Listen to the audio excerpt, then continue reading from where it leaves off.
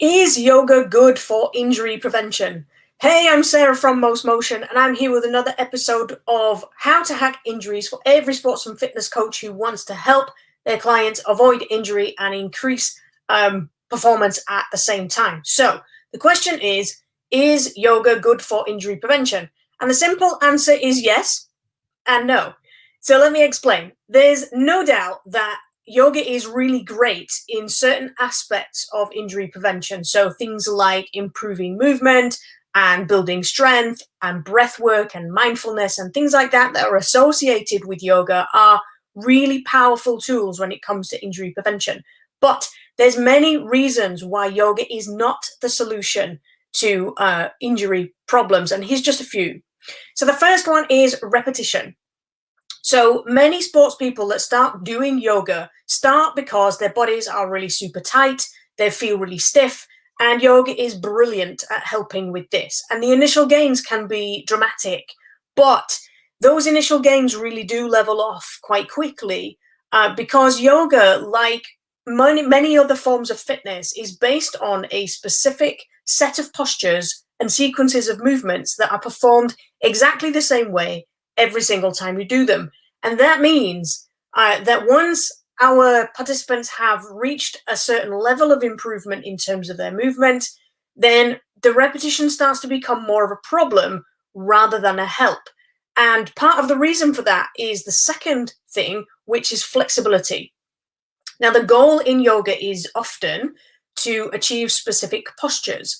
And that means that they're not looking at improving all around joint movement. It's just the ability to, let's say, touch your toes. So when the emphasis is placed on that ability to do a certain action, it's not looking at the joint itself and how it's capable of moving in all the directions that it's supposed to be able to. And that can make it seem like we're improving, but actually good hip movement in one direction that's better than the others actually leads to pain. And that's why a lot of people who do yoga regularly and have done for lots of years start to develop things like back pain, hip pain, hamstring pain, and things like that. So the third thing that we want to talk about today is the fact that to be a yoga instructor, you need to be a specialist instructor. And the reason for that is because yoga is a specific form of fitness. And just like soccer or triathlon or weightlifting or something like that, quite rightly, it has specialist instructor qualifications to keep everybody safe. But that also means that the vast majority of coaches will never take those qualifications because they don't actually want to have to teach yoga just to help somebody improve their movement or prevent injury or improve their sporting performance. So that means it doesn't matter how good yoga is at preventing injury if the vast majority of sporting participants will never experience it. And that is one of the reasons that I created the SMART methods. Coaches want something quick and easy that they can just do to help prevent injury and help improve sporting performance without having to learn an entirely different style of fitness. And participants aren't really that different, to be honest. They want something that they can do that's quick and easy without having to dedicate time to an entirely different aspect of fitness. So let's say they're a triathlete. They might not want to spend that time doing yoga when they want to be training in triathlon. It could be different for everybody. But quite honestly, as a therapist, when I was starting to treat these people for injuries, I have a lot of experience treating triathletes, for example. I just wanted when they went back to their coach, having had treatment from me, I wanted the coaches to be able to help develop their treatment while they were training. And there was just nothing out there for that, which is why I created it. And that's why, that's what the SMART methods are.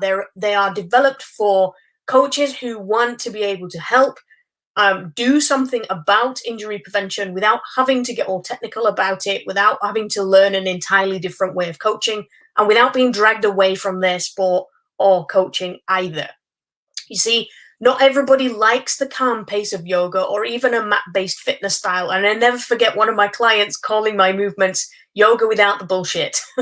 So if your clients, your participants consider that slow breathing mat-based class to be a load of nonsense, then having something to be able to do that just slips into their warm-up or their cool down or something like that is really helpful, and that is the purpose of a SMART method. Now, this is not about injury bashing, is not about yoga bashing, should I say. I absolutely love a lot of the aspects of yoga and do enjoy doing it myself. It's just that there's not one size fits all. We have to have lots of different tools in our toolboxes to be able to pull out the right thing for the right client at the right time. So if you want to know more about the SMART methods or the way that we do things at Injury Hacking, then you can come and join the Facebook group at injuryhackers.com, or you can go and grab my book, The Coach's Guide to Long-Term Injury Prevention Success, over at mostmotion.com/book.